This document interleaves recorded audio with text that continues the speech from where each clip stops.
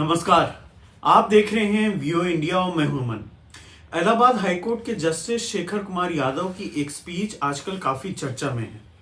Justice Shekhar Yadav विश्व हिंदू परिषद के कार्यक्रम में शामिल हुए और उन्होंने यूनिफॉर्म सिविल कोड पर बात करते हुए कहा कि ये हिंदुस्तान है।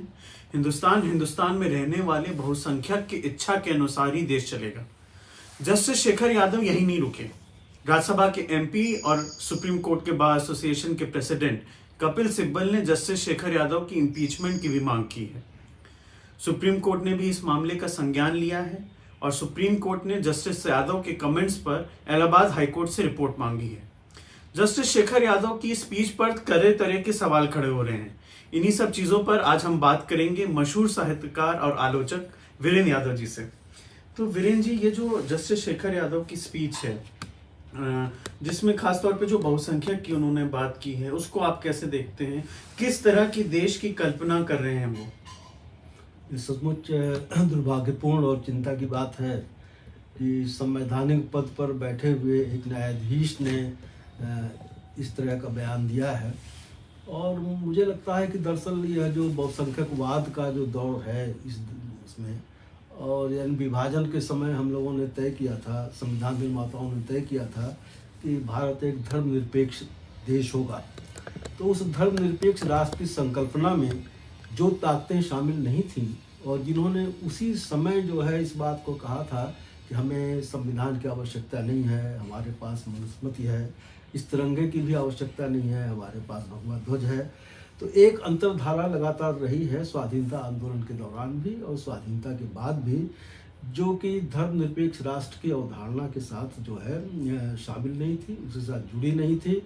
और उसकी जो हिंदू राष्ट्र की अवधारणा थी, हिंदू राष्ट्र की अवधारणा को वो जो है एक कायम करने के लिए, उसको जो है भारत के धर्मनिरपेक्षता के ढांचे को विस्थापित करने के लिए लगातार प्रदर्शित रही है। अब यह जो बयान आया है जस्टिस शेखर यादव का, तो मैं समझता हूँ यह उसी तरह की मानसिकता का परिणाम है कि जो कि एक हिंदू मानस है। लेकिन दुर्भाग्य की बात यह है कि संवैधानिक पद पर बैठा हुआ व्यक्ति जिसने संविधान की शपथ ली है, वो इस बात से बेपरवाह है कि संविधान की अवधारणा क्या है, संविधान की मान्यताएं क्या हैं, उससे अलग थलग होकर के एक खास तरह का एक बहुसंख्यकवादी जो एक विचार है, उस बहुसंख्यकवादी विचार को खुले ढंग से जो है प्रचारित कर रहा है और खुलेआम कह रहा है। तो ये चिंता की बात है। और उसके साथ मैं यह भी जोड़ रहा हूँ कि हमारे उत्तर प्रदेश के मुख्यमंत्री जो कि सौम्य एक संवैधानिक पद पर हैं, उन्होंने जस्टिस शेखर का समर्थन किया कि वो एक सही बात कह रहे थे, तो उन पर हमले हो रहे हैं। तो मैं समझता हूँ कि ये जो पिछले 10 वर्षों से जो एक दौर शुरू हुआ है एक धार्मिक राजनीति का, और ये कहना चाहिए, खुल करके कहना चाहिए कि जो हिंदुत्ववादी राजनीति का है, उसी का एक परिणाम है। उसके तहत सारी संवैधानिक संस्थाएं, उन पर हमला भी हो रहा है। वो संवैधानिक संस्थाएं अंदर से, जिसे कहा जाए, विघटित होने के भी कगार पर है। ये उसका नतीजा है। तो जस्टिस शेखर यादव कोई आम इंसान तो है नहीं जी। तो जब वो एक ऐसी बात करते हैं, वो कहते हैं ये तो जुडिशरी की रिस्पॉन्सिबिलिटी होती है कि वो कॉन्स्टिट्यूशन को प्रोटेक्ट करें। और तो अगर बहुसंख्यक की इच्छा के अनुसार से देश अगर चलने लगा, तो आपको नहीं लगता अनार्की तो नहीं आ जाएगी? बिल्कुल आ जाएगी। देखिए, बहुसंख्यक की इच्छा का, देखिए अभी हम एक प्रजातांत्रिक देश में हैं। प्रजातांत्रिक देश में जो है एक, जिसे कहा जाए कि एक संविधान है, एक अवधारणा है, और उसके तहत जो है एक नियम है, कानून है, संस्थाएं हैं, उनको उनके अनुसार चलना चाहिए। बहुसंख्यक की मर्जी का तो मतलब है कि हम संविधान को भी नहीं मानते, हम किसी नियम को भी नहीं मानते। यानी किसी गली मोहल्ले या किसी गांव के अंदर अगर वहाँ का एक बहुसंख्यक समाज कोई कुछ भी चाहता है, तो उसकी मर्जी के अनुसार चलेगा। और देखिए, ये हमको जो दिखाई पड़ रहा है इन दिनों कि एक गली मोहल्ले में एक अल्पसंख्यक का जो एक इलाका है, उस इलाके में एक भीड़ चली जाती है नारा लगाते हुए, मस्जिद के सामने से नारा लगाते हैं, उस इलाके में जाती है, उत्तेजना फैलाती है। तो ये इस तरह की चीज़ें हो रही हैं। तो मैं समझता हूँ कि बहुसंख्यकवाद जो है, संविधान ने इसको मान्यता न दी हो, लेकिन एक बहुत ही चिंता की बात है, बहुत दुर्भाग्य की बात है, एक बहुसंख्यकवाद इनेक्शन है।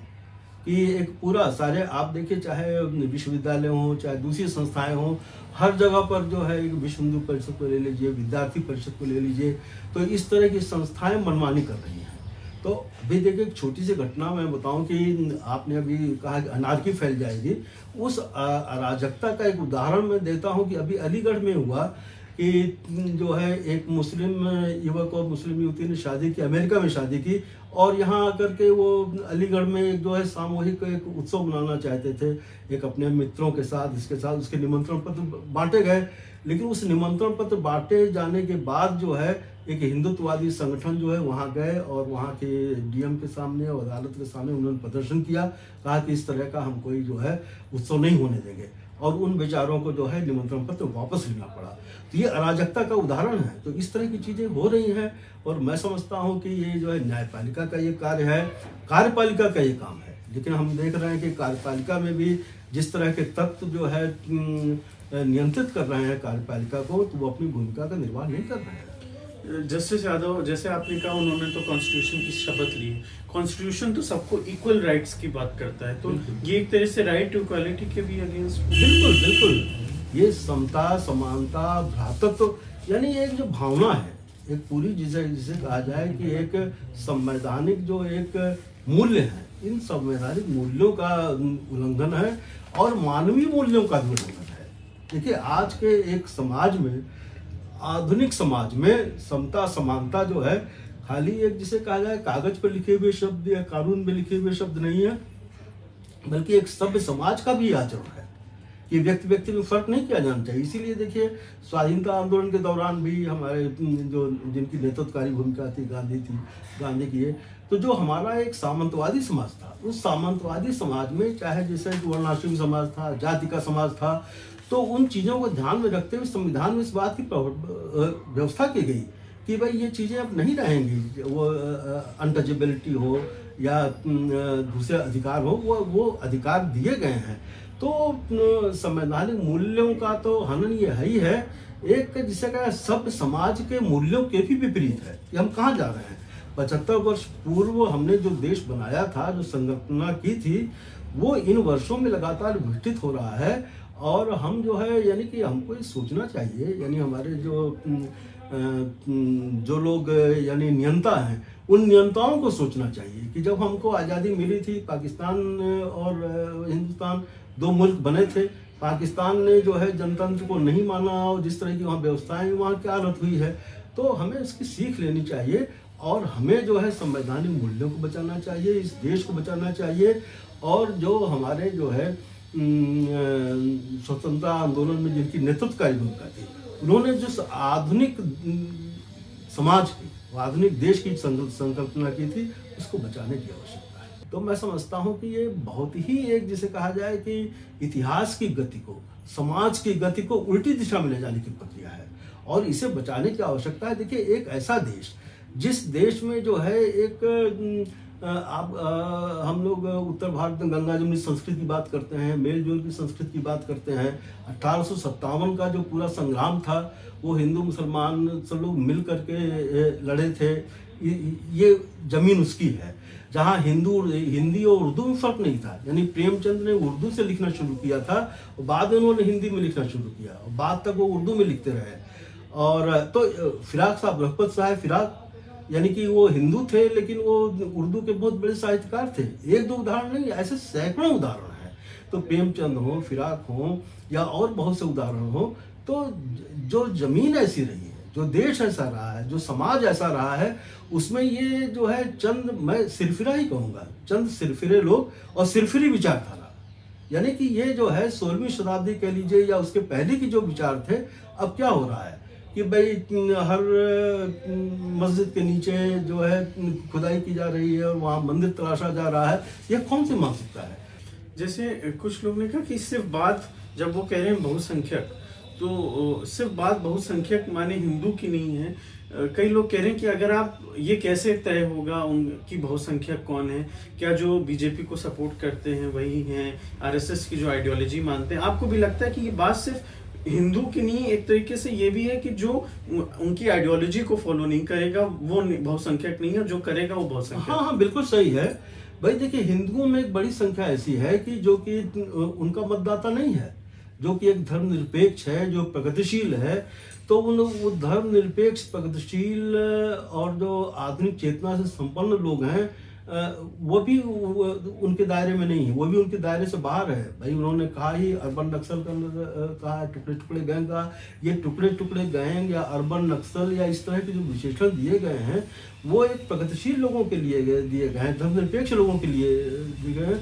तो जो भाजपा का जो मतदाता है, ये बहुसंख्यक में ये नहीं शामिल है कि देश के अधिसंख्य लोग, अधिसंख्य नहीं है, वो एक भाजपा का समर्थक जो बहुसंख्यक वर्ग है वो है। और बहुत सीधी सी बात ये कि हिंदुओं का एक जो ऐसा तबका है जो हिंदुत्ववादी है, जो सवर्ण है। तो मैं समझता हूँ कि जो सवर्ण विचारधारा को मानता है, सवर्ण अगर नहीं भी है तो भी जो सवर्ण विचारधारा को मानता है, ऐसे लोग हैं। तो एक ये सवर्णवाद की वापसी है, ये मनवाद की वापसी है। बहुत साफ साफ भी समझना चाहिए, जो मनवाद के समर्थक हैं, जो सवर्णवाद के समर्थक हैं, वही बहुसंख्यकवाद की उनकी विचारधारा में आते हैं। क्योंकि अगर ऐसे बहुसंख्यक की बात, इच्छा के अनुसार बात सुननी हो, तो सबसे ज्यादा तो ओबीसीज हैं, दलित्स हैं, हाँ। उनकी सबसे ज्यादा बात सुनी जानी चाहिए। और दलित्स की खासतौर पे तो हालत बहुत ही खराब है। भाई दलितों के साथ तो लगातार इधर देखिए जो दर्ज किए गए हैं, जो सरकारी आंकड़ों में उन पे अत्याचार बढ़ रहे हैं। और एक दो नहीं, जैसे आप उत्तर प्रदेश में उदाहरण के लिए कहा जाए, अगर हाथरस का कांड ले लीजिए कि भाई उस बलात्कार युवती को जलाया गया, उसकी लाश को भी जो है अंधेरे में जला दिया गया। इस तरह की एक दो नहीं, 20-50 घटनाएं हो रही हैं। और अम्बेडकर की मूर्तियों को खंडित किया जा रहा है, संविधान का जो ये सारी चीज़ें हो रही हैं। तो मैंने बहुत जो भी कहा कि जो मनुस्मृति को मानने वाले, जो वर्णाश्रम व्यवस्था के जो उच्च पाए पर लोग हैं, सिर्फ उन्हीं की राजनीति, उन्हीं की सोच।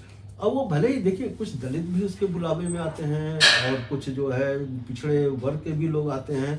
तो खाली कोई दलित है, कोई पिछड़ा वर्ग है, इसकी बात नहीं है। जो मनुवाद की विचारधारा के मोह पाश में है, जो उसके दायरे में है, जो उससे ग्रस्त है, ऐसे सारे लोग जो हैं, मैं समझता हूँ कि वो मनुवाद के शिकार हैं। और भाई अल्पसंख्यकों पर तो बहुत सीधा निशाना है, दलितों पर भी निशाना है, और पिछड़े वर्ग की जो राजनीति है, पिछड़े वर्ग का जो एक चिंतन है, उस पर भी निशाना है। जैसे एक जज को आपको लगता है विश्व हिंदू परिषद के कार्यक्रम में जाना चाहिए? बिल्कुल नहीं जाना चाहिए था।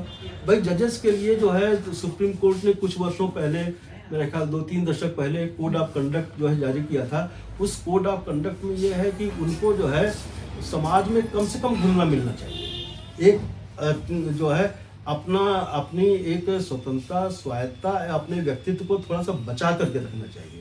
क्योंकि ज़्यादा अगर उनके मेल जोल का ज़्यादातर चीज़ों का दायरा होगा तो उनकी जो एक, जिससे कहा जाए एक निष्पक्षता, थोड़ा प्रभावित होने की बात होती है। तो सुप्रीम कोर्ट ने कोड ऑफ कंडक्ट जारी किया। लेकिन अब चिंता की बात यह है कि भाई जिस सुप्रीम कोर्ट ने कोड ऑफ कंडक्ट जारी किया, उसी सुप्रीम कोर्ट का जो मुख्य न्यायाधीश है, वो स्वयं ही मतलब एक अपने घर के उत्सव में प्रधानमंत्री को बुलाता है। प्रधानमंत्री जाते हैं वहाँ पर धार्मिक एक कार्यक्रम के अंदर। तो मैं समझता हूँ कि हमारे मुख्य न्यायाधीश को भी शायद ऐसा नहीं करना चाहिए था। तो एक चीज़ें, एक जिसे कहा जाए कि ढलान पर है, हम लोग को सोचना पड़ेगा कि एक समूचा जो वायुमंडल जो है, पूरा एक वातावरण जो है, उस वातावरण में एक खास तरह की निडरता आ गई है, जिसे कहा जाए इम्प्यूनिटी, कि किसी चीज़ का कोई वो नहीं है, हम जो कहें वो ठीक है। क्योंकि जो सत्ता की विचारधारा के अनुकूल है, सत्ता संरचना के अनुकूल है। तो विचार करने की बात है कि ऐसी समझ का व्यक्ति क्या उस कुर्सी पर उसको होना चाहिए। ये न्यायपालिका को स्वयं विचार करना चाहिए कि हमारी प्रक्रिया कैसी है, कैसे लोग जा रहे हैं। और शेखर यादव जी जो हैं, तो उनका चयन तो बाहर से हुआ है, जुडिशल सर्विस से नहीं आए हैं। तो एक वो प्रक्रिया कैसी है, जिस प्रक्रिया में इस तरह के सोच के लोग जो हैं, ये उन उच्च पदों पर पहुंचते हैं और डंके की चोट पर ये बात कहते हैं। और शेखर यादव जी जब वो कह रहे थे, अपना बयान दे रहे थे, तो उन्होंने इस बात को कहा कि मेरी बात बहुतों को बुरी लग सकती है, यानी डंके की चोट पर कह रहे कि मैं कह रहा हूँ। उन्होंने, वो जानते थे कि मीडिया में इस बात को लेकर के चर्चा होगी, वो ये सब जानते बूझते हुए उन्होंने कहा। तो एक लगता यह है कि हमारी संस्थाएं कैसे बचेंगी, बचना चाहिए। जैसे उन्होंने कुछ चीज़ें बहुसंख्यक के अलावा भी बहुत सारी चीज़ें कही। जैसे एक तरीके से उन्होंने 2-3 जगह हिंदू और रिलीजन और मुस्लिम हाँ। उसको कंपैरिजन किया। उन्होंने कहा कि हमारे यहाँ जो है हिंदू में नारी को जो है देवी का दर्जा हाँ। दिया जाता है, और फिर आप ये नहीं कह सकते कि हम 4 शादी करेंगे, हम ट्रिपल तलाक देंगे, हम हलाला करेंगे। इसको आप कैसे देखते हैं? नहीं नहीं, ये तो देखिए, आप दूसरे धर्म का क्रिटिक कर रहे हो, दूसरे धर्म की आप आलोचना कर रहे हो और तथ्यों के आधार पर नहीं कर रहे हो। उन्होंने यह भी कहा कि भाई जो हिंदू होते हैं वो सहिष्णु होते हैं, वो उदार होते हैं, क्योंकि बचपन से ही वो उस तरह के माहौल में होते हैं। जो मुस्लिम होते हैं वो तो जानवरों को कटता हुआ देखते हैं और बचपन से वो, तो ये कौन सी समझ है, कौन सी ये वैज्ञानिक समझ है या सामाजिक समझ है? और ये कैसे अलगाव किया जा सकता है कि किस धर्म में, अब मैं अगर उलट करके कहूँ कि अगर हिंदू धर्म के लोग इतने सहिष्णु हैं तो एक हंगामी भीड़ ने जाकर के बाबरी मस्जिद को गिरा दिया, और जाने कितने, मैं उन सब बातों को कहना नहीं चाहता, एक नहीं सैकड़ों उदाहरण हैं, मतलब नहीं, ये अज्ञानता है। देखिए, अब मैं एक बात कहना चाहूँगा, मेरा रिश्ता साहित्य से है, एक लेखक हूँ, तो आपकी इस बात से मुझे याद आ रहा है भीष्म साहनी का उपन्यास तमस। उस तमस उपन्यास में दृश्य है कि बाकायदे राष्ट्रीय स्वयंसेवक संघ के जो उनकी जो प्रशिक्षण है, उस प्रशिक्षण के दौरान मुर्गे काटने, यानी कि मुर्गे काटने का दृश्य उसमें है कि उसमें मुर्गा काटा जा रहा है जिससे कि वो जो है हिंसा कर सकें। तो अब एक लेखक ने, एक जिम्मेदार लेखक ने, एक बड़े लेखक ने तमस जैसे उपन्यास में ये किया है, तो अगर एक हिंदुत्ववादी संगठन में किया जा रहा है तो ये बात तो बहुत नासमझी भरी है कि धर्म के आधार पर आप कैसे कह सकते हो कि भाई हिंदू धर्म में ये है और मुस्लिम धर्म में ये है। आप नासमझ हैं, आपकी अज्ञानता है, आप कुछ भी नहीं जानते। और मैं कहूँगा कि जो एक व्हाट्सएप यूनिवर्सिटी तथा कथित जो है उसके ज्ञान को आप जो है इस कुर्सी पर बैठे हुए आप दे रहे हो, मैं कतई अवमानना नहीं करना चाहता, मैं उनका बहुत सम्मान करता हूँ, लेकिन उन्होंने जो बातें कही हैं वो बातें एक सामान्य व्यक्ति को भी नहीं कहनी चाहिए। मैं समझता हूँ एक सामान्य समझ का भी व्यक्ति जो है, एक निरक्षर व्यक्ति की, एक गांव का व्यक्ति जो कि निरक्षर है, उसकी भी जो सामान्य समझ है उस समझ के भी विपरीत है ये। तो मैं समझता हूँ कि वो एक कहना चाहिए कि भाई ये हेट स्पीच है, ये नफरत भरा भाषण है, जो कि एक जो है जुडिशियल चेयर पर बैठे व्यक्ति को नहीं देना चाहिए था, और बहुत नासमझ। वीरेंद्र जी, आपने हमें वक्त दिया, बहुत शुक्रिया। धन्यवाद।